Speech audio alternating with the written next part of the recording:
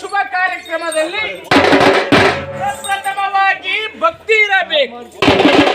ಭಕ್ತಿ ಇಲ್ಲದೆ ಮಾಡುವ ಪೂಜೆ ವ್ಯರ್ಥ ನೋಡ. ಚಿತ್ತವಿಲ್ಲದೆ ಗುಡಿ ಸುತ್ತಿ ಬಂದಡೆ ಫಲವೇನು? ಮತ್ತು ಗಾಳವನ್ನು ಸುತ್ತಿ ಬಂದಂತೆ. ಮಾತಿನಲ್ಲಿ ಶುದ್ಧವಿಲ್ಲದವರು, ಮನದಲ್ಲಿ ಭಕ್ತಿ ಇಲ್ಲದವರು ಈ ವೀರಭದ್ರನ ಸೇವೆಯನ್ನು ಮಾಡಿದರೇನು ಬಿಟ್ಟರೇನು? ಹಾಗಾದರೆ ಪ್ರಪ್ರಥಮವಾಗಿ ಮಾಡುವ ಈ ಸೇವೆಯಲ್ಲಿ ಪರಮಾತ್ಮ ಯಾರು? ಪರಮಾತ್ಮ ಎಲ್ಲಿದ್ದಾನೆ? ಪರಮಾತ್ಮನ ಆಕಾರ ಎಂತದ್ದು ಎಂಬುದನ್ನು ನಾವು ನೀವುಗಳು ನಿಶ್ಚಳವಾಗಿ ತಿಳಿಯಬೇಕು. ಪರಮ ಎಂದರೆ ಈ ದೇಹ, ಪರಮ ಎಂದರೆ ಈ ದೇಹ, ಆತ್ಮ ಎಂದರೆ ಒಳಗಿರುವ ಜೀವ.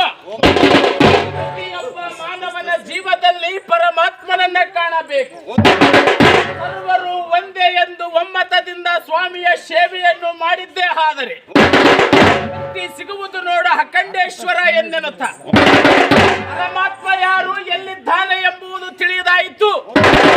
ಹಾಗಾದರೆ ಮಾನವ ಯಾರು, ಮಾನವನ ಉತ್ಪತ್ತಿ ಎನಿತಾಯಿತು ಎಂಬುದನ್ನ ನಾವು ನೀವುಗಳು ತಿಳಿಯಬೇಕಾದರೆ ಈ ಮಾನವನ ಜನ್ಮ ಉತ್ಪತ್ತಿ ಭೂಲೋಕದಲ್ಲಿ ಎನಿತಾಯಿತೆಂದರೆ ಹೆಣ್ಣಿನ ವಿಕಾರ ದೆಸೆಯಿಂದ ಗಂಡಿನ ಬಿಂದು ರೂಪದಿಂದ ತಾಯಿಯ ಪುಣ್ಯ ಗರ್ಭದಲ್ಲಿ ಶಿಶು ಎಂಬ ಮೂರಕ್ಷರವು ಉತ್ಪತ್ತಿಯಾಗಿ ಶಿಶುವು ಎಂಬ ಮೂರಕ್ಷರವು ಉತ್ಪತ್ತಿಯಾದಂತ ಇಂತಪ್ಪ ಪುಣ್ಯವತಿಯಾದ ಗರ್ಭವತಿಯು ಹೇ ದೇವ, ಹೇ ಶಂಭುವೆ, 3 ತಿಂಗಳಲ್ಲಿ ಇಂತಪ್ಪ ಶಿಶುವಾಗಿ ಪರಿವರ್ತನೆಯಾಗಿ ಗರ್ಭದಲ್ಲಿರುವಂತಹ ಶಿಶುವು ತಾಯಿಯನ್ನಾಡಿಸುವುದು ಯಾವ ರೀತಿ ಅಂತಂದೊಡೆ.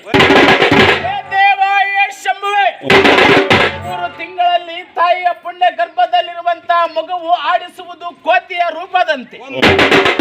ಯಾವ ಪ್ರಕಾರ ಎಂತಂದೊಡೆ. ಇಂತಪ್ಪ ಹತ್ತೆ ಮಾವರಿ ಗಂಜಿ ಬಳಿ ಇತ್ತಲಲ್ಲಿ ಗೆದ್ದಲತ್ತಿದ ಮಣ್ಣು ತಿನ್ನುವಳು ಆಗಿನಿಯರಿ ಗಂಜಿ ಗೋಡೆಯ ಸುಣ್ಣತ ತಿನ್ನುವುದನ್ನು ಕಂಡು ಬಿಟ್ಟು ಓಹೋ, ನಮ್ಮ ಮನೆಯ ಮಹಾಲಕ್ಷ್ಮಿಯು ಗರ್ಭವತಿಯಾಗಿದ್ದಾಳೆ ಎಂದು ತಾವು ಅರಿತುಕೊಂಡು ಪುರುಷದಿಂದ ಶುಭ ಸಂದೇಶವನ್ನು ತವರು ಮನೆಗೆ ಕಳುಹಿಸಿದಾಗ 3 ತಿಂಗಳಲ್ಲಿ ಮಾಡುವರು ಭವಕ್ಕೆ ಎಂಬ ಕಾರ್ಯವನ್ನ 6 ತಿಂಗಳು ಇಂತಪ್ಪ ಪರ್ಯಂತರವಾಗಿ ಮುಗಿದಾದ ಮೇಲೆ 3 ತಿಂಗಳಲ್ಲಿ ವಿಧ ವಿಧವಾದ ಭವಕ್ಕೆ ಎಂಬ ಬುದ್ಧಿಯು ತಂದಿಟ್ಟ ಮೇಲೆ ಭವಕೆಯು ತೀರದ ಕ್ಷಣದಲ್ಲಿ 5 ತಿಂಗಳು ತುಂಬಿದ ಕ್ಷಣಾರ್ಧದಲ್ಲಿ 7 ಸುತ್ತಿನ ಚರ್ಮದ ಮಧ್ಯದಲ್ಲಿ ಅಡಗಿ ಕುಳಿತಿರುವಾಗ ಈ ಜೀವಾತ್ಮಕ್ಕೆ ಜೀವ ಕಳೆ ತುಂಬಿ 8 ತಿಂಗಳಲ್ಲಿ ಕಾದಿರುವುದು ಇಂತಪ್ಪ ಗರ್ಭವತಿಯಾದ ತಾಯಿಗೆ ಮಹಾಗಂಡಾಂತರವು. ಈ ಗಂಡಾಂತರವನ್ನು ಪರಿಹರಿಸುವುದಕ್ಕೋಸ್ಕರವಾಗಿ ಮಾಡುವರು ಹರುಷದಿಂದ ತವರು ಮನೆಯವರು ಗಂಡನ ಮನೆಯವರು ಕೂಡಿಕೊಂಡು ಅದು 8 ತಿಂಗಳಲ್ಲಿ ಮಾಡುವ ಕಾರ್ಯವೇ ಸೀಮಂತ ಎಂಬ ಕಾರ್ಯವನ್ನ. ಯಾವ ರೀತಿ ಸೀಮಂತದ ಕಾರ್ಯವನ್ನ ಮಾಡಬೇಕು? ಕಂಕೋಣ ಬಾದಿಯಲ್ಲಿ ಜಳಜಳಿಸುವ ಶಿರುಬಳೆಗಳನ್ನ ಮುಂಗೈಯಲ್ಲಿಟ್ಟು ಮನೆಯ ತುಂಬ ಸಿಂಧೂರದ ಕುಂಕುಮವನ್ನ ಚಿಟ್ಟು ಮನೆಯ ತುಂಬ ಮಲ್ಲಿಗೆಯ ಹೂವನ್ನೇ ಮುಡಿಸುತ್ತ ಮಂಗಲಿಯರ ಕೈಯಿಂದ ಕಳಸ ಕನ್ನಡಿಗಳನ್ನೇ ಬೆಳಗಿಸುತ್ತ ಒಂದು ಬಾಂಧವರು ಕೂಡಿಕೊಂಡು ಶುಭ ಅಕ್ಷತೆಯನ್ನ ಸುರಿಸುತ್ತ ಅಮ್ಮ ಎರುಗೆ ಎಂಬ ಯುದ್ಧದಲ್ಲಿ ಗೆದ್ದು ಬಾರಮ್ಮ ಎಂದು ಹಾರೈಸಿದಾಗ 8 ತಿಂಗಳು ತುಂಬಿದ ಕ್ಷಣದಲ್ಲಿ 10 ತಿಂಗಳು 9 ದಿವಸ 9 ಗಳಿಗೆ ತುಂಬಿದ ಮೇಲೆ ಗರ್ಭದಲ್ಲಿರುವಂತಹ ಶಿಶುವು ಜಗದೊಡೆಯನಾದ ಪರಮಾತ್ಮನಲ್ಲಿ ಕೇಳುತ್ತದೆ, ಹೇ ಶಂಕರ, ಕರುಣಾಸಾಗರ, ದೃಪಾಧರ, ಗಂಗಾಧರ, ಮಹೇಶ್ವರವರ ಗುರು ವೀರಭದ್ರ, ಇರಲಾರೆ ಈ ನರಕದಲ್ಲಿ ನಾ ಬಾಳಲಾರೆ. ಕಡಿಯುವ ಜಂತು ಹುಳುಗಳ ಬಾಧೆ, ಸುಡುವ ಜಠರಾಗ್ನೆಯ ಬಾಧೆ, 84 ಬಾಧೆಗಳಿಂದ ಸಹಿಸಿ ತಾಳಿ ನಾ ಬಾಳಲಾರೆ ತಂದೆವರ ಗುರು ವೀರಭದ್ರ. ಈ ನರಕರಿಂದ ನನ್ನನ್ನು ಬಹುಬೇಗನೆ ತಳ್ಳಿಬಿಡು ಎಂದು ಕೇಳಿದಾಗ ಬಯಸಿದಾಗ ಹುಟ್ಟುವುದೇ ಈ ಶ್ರೇಷ್ಠವಾದ ಮಾನವನ ಜೀವ, ಬೇಡವೆಂದಾಗ ಹೋಗುವುದೇ ಈ ಶ್ರೇಷ್ಠವಾದ ಮಾನವನ ಜೀವ. ಎಲ್ಲ ಕಪಟ ನಾಟಕ ಸೂತ್ರಧಾರಿಯಾದ ಭಗವಂತನ ಪುತ್ರನಾಗಿರುವ ವೀರಭದ್ರನ ಕೃಪಾಶ್ರೀವಾದವಲ್ಲವೇ? 8 ತಿಂಗಳು ತುಂಬಿ 8 ತಿಂಗಳು ತುಂಬಿದ ಕ್ಷಣದಲ್ಲಿ 10 ತಿಂಗಳು 9 ದಿವಸ 9 ಗಳಿಗೆ ತುಂಬಿದ ಮೇಲೆ ಜಗದೊಡೆಯನಾದಂತಹ ಪರಮಾತ್ಮನ ಸ್ತೋತ್ರವನ್ನ ಮಾಡುತ್ತಾ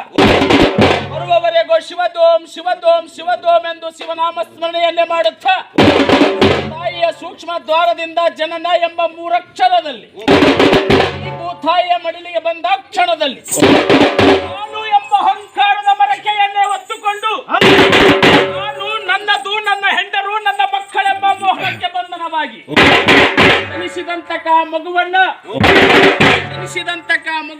ಅತಿ ಪ್ರೀತಿಯಿಂದ ಲಾಲನೆ ಪಾಲನೆಯನ್ನೇ ಮಾಡುತ್ತಾ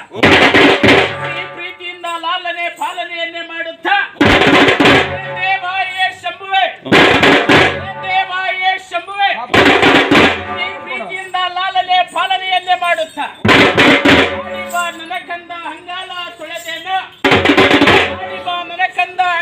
ತೊಳೆದೇನ ತೆಂಗಿನ ಹಾಲ ತಿಳಿನೀರ ತೆಗೆದುಕೊಂಡು ತಪ್ಪ ಸುಂದರವಾದ ಮಾರಿಯನ್ನ ನಾ ತೊಳೆದೇನ ಎಂದೆನ್ನುತ್ತ ನನ್ನ ಕಂದನಿಗೆ ದೃಷ್ಟಿಯಾಗಬಾರದೆಂಬ ಆಶೆಯಿಂದ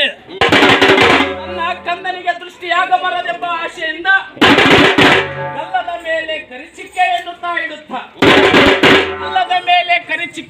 ತಾಯಿಡುತ್ತ ವರ್ಷದಿಂದ ಮಗನನ್ನು ಬೆಳೆಸಿದ ಕ್ಷಣದಲ್ಲಿ ಬೆಳೆದಂತಹ ಮಗುವು ತನ್ನ ಬಾಲ್ಯ ಜೀವನ ಅವಸ್ಥೆಯಲ್ಲಿ ತನ್ನ ಸರಿಮಿತ್ರರನ್ನೇ ಕೂಡಿಕೊಂಡು ಆಟ ಪಾಠವನ್ನಾಡುತ್ತ ಬಾಲ್ಯಾವಸ್ಥೆಯಲ್ಲಿ ತನ್ನ ಸರಿಮಿತ್ರರನ್ನು ಕೂಡಿಕೊಂಡು ಆಟ ಪಾಠವನ್ನಾಡುತ್ತ ಬಾಲ್ಯವನ್ನು ಸುಖಕರವಾಗಿ ಅನುಭವಿಸಿ ಬಿಟ್ಟ. ಬಾಲ್ಯವು ಮುಗಿಯಿತು, ಯೌವನವು ಬಂದಿತು. ಯೌವನಕ್ಕೆ ಬಂದಂತ ಈ ಮನುಕುಲದ ಮದೋನ್ಮತ್ತನಾದ ಮಾನವನು ಮೀಸೆಯನ್ನು ಬಲವುರಿ ಮಾಡುತ್ತ ಮೀಸೆಯನ್ನು ಎಡವುರಿ ಮಾಡುತ್ತ ಲೋಕದೊಳಗೆ ನಾನೇ ಬಲಶಾಲಿ, ನಾನೇ ರೂಪವಂತ, ಇಂಥ ರೂಪವಂತ ಮತ್ತಾರು ಇಲ್ಲ ಎಂದು ಹಮ್ಮಿನಿಂದ ಮೆರೆಯುವ ಮಗನನ್ನ ಕಂಡು ಮಗನಿಗೆ ಕಲ್ಯಾಣವನ್ನು ಮಾಡಬೇಕೆಂದು ತಂದೆ ತಾಯಿಗಳು ತಾವರಿತುಕೊಂಡು ತನ್ನ ಆತ್ಮ ಸಾಕ್ಷಿಯಾಗಿ ಒಪ್ಪುವಂತಹ ಸುಂದರವಾದ ಕನ್ಯಮಣಿಯನ್ನೇ ಹುಡುಕುತ್ತ ಜಗದೊಡೆಯನಾದಂತಹ ಪ್ರಸನ್ನ ರೇಣುಕರ ಪಂಚಾಪೀಠಗಳ ಸಾಕ್ಷಿಯಾಗಿ ತಪ್ಪ ಶುಭ ಸದ್ಗುರುಗಳು ಇಟ್ಟಂತ ಶುಭ ಮುಹೂರ್ತದಲ್ಲಿ ಪಂಚ ಕಳಸಗಳನ್ನು ಹೂಡಿ 12 ಕಂಬಗಳ ಮಧ್ಯದಲ್ಲಿ ಅವರ ಮನೆಯಿಂದ ಒಂದು ತಾಳಿಯಂತಂದು ಗಂಡನ ಮನೆಯಿಂದ ಒಂದು ತಾಳಿಯಂತಂದು ತಾಳಿ ಬಾಳೆಂಬ 2 ತಾಳಿಗಳನ್ನು ಸರಿಯಾಗಿ ಪೋಣಿಸಿ ಮಂಗಳಕರವಾದ ತಿಂಗಳ ಬೆಳಕಿನಲ್ಲಿ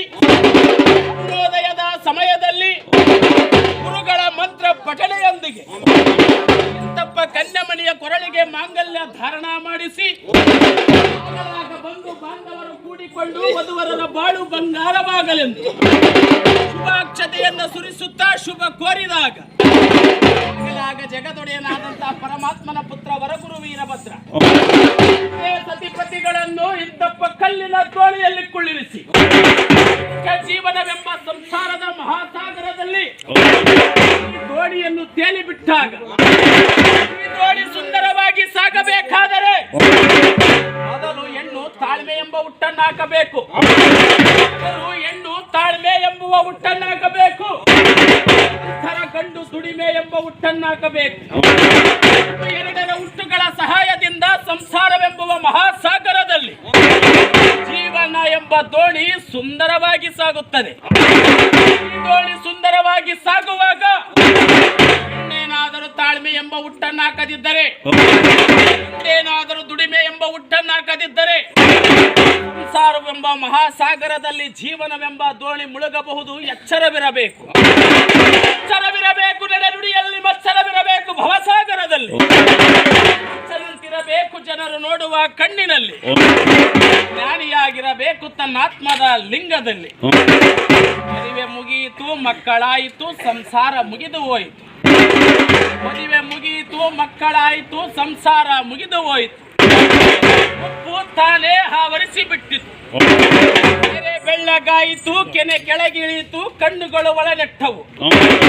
ಹಮ್ಮಿನಿಂದ ಬೆರೆದ ಬೆನ್ನು ತನ್ನಷ್ಟಕ್ಕೆ ತಾನೇ ಬಾಗಿತು.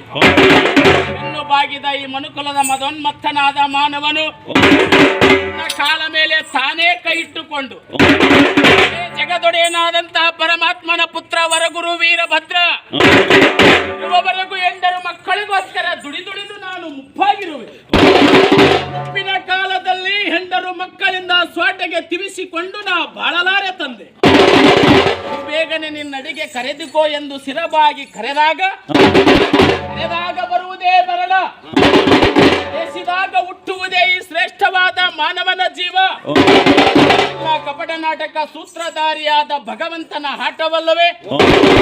ಆಗಲಾಗ ಇಂತಪ್ಪ ಭೂಲೋಕದಲ್ಲಿ ಬಂದಂತ ಮನುಕುಲದ ಮದೋನ್ಮತ್ತನಾದ ಮಾನವನು ಸುಖದ ಕಾಯಕವನ್ನ ಮಾಡುತ್ತಾ ಸುಖವನ್ನ ಸಂತೋಷದಿಂದ ಸ್ವೀಕರಿಸುತ್ತಾ ಮಾಡಿದ ಕರ್ಮವನ್ನ ತನ್ನಯ ಮಲಮೂತ್ರಗಳಲ್ಲಿ ತಾನೇ ಹೊರಲಾಡುತ್ತ ಮಾಡಿದ ಕರ್ಮವನ್ನ ತನ್ನಯ ಮಲಮೂತ್ರಗಳಲ್ಲಿ ತಾನೇ ಹೊರಲಾಡುತ್ತ ಸಾಕು ಸಾಕು ಈ ಹೊಲಸು ಮಾನವ ಜೀವ ಎಂದ ಕ್ಷಣದಲ್ಲಿ ಕಟ್ಟೆ ಕಡೆಗಾಲದಲ್ಲಿ ಕರೆಯದೇ ಬರುವುದು ಮರಣ ಎಂಬ ಮೂರಕ್ಷರವು. ಕಟ್ಟೆ ಕಡೆಗಾಲದಲ್ಲಿ ಕರೆಯದೇ ಬರುವುದು ಮರಣ ಎಂಬ ಮೂರಕ್ಷರವು. ಮರಣ ಎಂಬ ಮೂರಕ್ಷರವು ಒದಗಿ ಬಂದಾಗ ಸತ್ಯ, ನ್ಯಾಯ, ನೀತಿ, ಧರ್ಮ ಎಂಬ 4 ಜನರನ್ನು ಕರೆತರಿಸಿ ಬರೀ ಹೊಲಸು ತುಂಬಿದ ಈ ಶರೀರವನ್ನ ಓರುವುದಕ್ಕಾಗಿ ತಪ್ಪ ಸತ್ಯವುಳ್ಳ 4 ಜನರನ್ನು ಕರೆತರಿಸಿ ಈ ಹೊಲಸು ತುಂಬಿದ ದೇಹವನ್ನ ಶಿವನ ಶ್ರೇಷ್ಠ ಶಿವರುದ್ರ ಭೂತಾಯಿಯ ಮಡಿಲಿಗೆ ಒತ್ತೊಯ್ದು ಭೂತಾಯಿಯ ಗರ್ಭವನ್ನೇ ಸೀಳಿಬಿಟ್ಟು ಒಣ ಹೆಂಡೆಯಲ್ಲಿ ಮುಚ್ಚುವರಲ್ಲೂ ಗುಹೇಶ್ವರ, ಈ ಒಣ ಹೆಂಡೆಯಲ್ಲಿ ಮುಚ್ಚುವರಲ್ಲೂ ಗುಹೇಶ್ವರ. ಈ ಬಾಳು ಬರೀ ಕತ್ತಲೆಯಿಂದ ಬೆಳಕಿಗೆ ಬರಬೇಕಾದರೆ ಬೇಕು ಇಂತಪ್ಪ ಸತ್ಕಾರ್ಯವನ್ನ ಅಥವಾ ಇಂತಪ್ಪ ಸತ್ಕಾರ್ಯವನ್ನು ಮಾಡುವವರಿಗೆ ಧರ್ಮದಿಂದ ದುಡಿದು ಬಂದಂತಹ ಹಣವನ್ನ ಸತ್ಕಾರ್ಯಗಳಿಗೆ ಕೈ ಎತ್ತಿ ಕೊಟ್ಟಿದ್ದೇ ಆದರೆ ಆಕಾಶದ ಎತ್ತರ ಬೆಳೆದ ತೆಂಗಿನ ಮರಕ್ಕೆ ಬಡ್ಡೆಗೆ ನೀರಿಟ್ಟರೆ ಆ ಫಲ ಬಂದು ನಮ್ಮ ಅಂಗೈಯಲ್ಲಿ ಇದ್ದಂತೆ. ಮಾಡಿದ ಕಾಯಕಕ್ಕೆ ಮೆಚ್ಚಿ ಜಗದೊಡೆಯನಾದಂತಹ ಪರಮಾತ್ಮನ ಪುತ್ರ ವರಗುರು ವೀರಭದ್ರ ಪುಣ್ಯವೆಂಬ ಬುದ್ಧಿಯ ಗಂಟನ್ನ ನಮ್ಮ ಕಣ್ಣಿಗೆ ಕಾಣದಲೆ ನಮ್ಮ ಅಂಗಳದಲ್ಲಿ ಇಟ್ಟಿರುತ್ತಾನೆ. ಪುಣ್ಯವೆಂಬ ಬುದ್ಧಿಯ ಗಂಟನ್ನ ನಮ್ಮ ಕಣ್ಣಿಗೆ ಕಾಣದಲೆ ನಮ್ಮ ಅಂಗಳದಲ್ಲಿ ಇಟ್ಟಿರುತ್ತಾನೆ. ಇಟ್ಟಿರುವ ಬುದ್ಧಿಯನ್ನ ಭಕ್ತಿಯಿಂದ ಹುಡುಕುತ್ತ ಅದರಲ್ಲಿರುವ ಅನ್ನ ಪ್ರಸಾದವನ್ನು ಸರ್ವರಿಗೂ ಕೂಡಿಕೊಂಡು ಉಣಬಡಿಸುತ್ತಾ ಸರ್ವರು ಒಂದೇ ಎಂಬ ಕೃಪಾಶೀರ್ವಾದವನ್ನ ಜಗದೊಡೆಯನಾದಂತ ಪರಮಾತ್ಮನಲ್ಲಿ ಬೇಡುತ್ತಾ ನಡೆದಿದ್ದೇ ಆದರೆ ಸಿಗುವುದರಲ್ಲಿ ಯಾವ ಸಂದೇಹವಿಲ್ಲ. ನೋಡ, ಜಗದಾದಿ ಜಗದೊಡೆಯ ಪ್ರಸನ್ನ ರೇಣುಕಾ ಪಂಚಾಚಾರ್ಯರೇ ಪೀಠಗಳಲ್ಲಿ ಗೋತ್ರ ಪುರುಷನಾದವರ ಗುರು ವೀರಭದ್ರ ಭೂಲೋಕದ ಉದ್ಧಾರಕ್ಕಾಗಿ ಪಂಚಗಣಾಧೀಶ್ವರರು ಭೂಮಿಗಿಳಿದ ಕ್ಷಣದಲ್ಲಿ ಅದನ್ನೇ ಗುರುವಾಗಿರುವಂತಹ ಅವರ ಗುರು ಕೊಟ್ಟುರೇಶ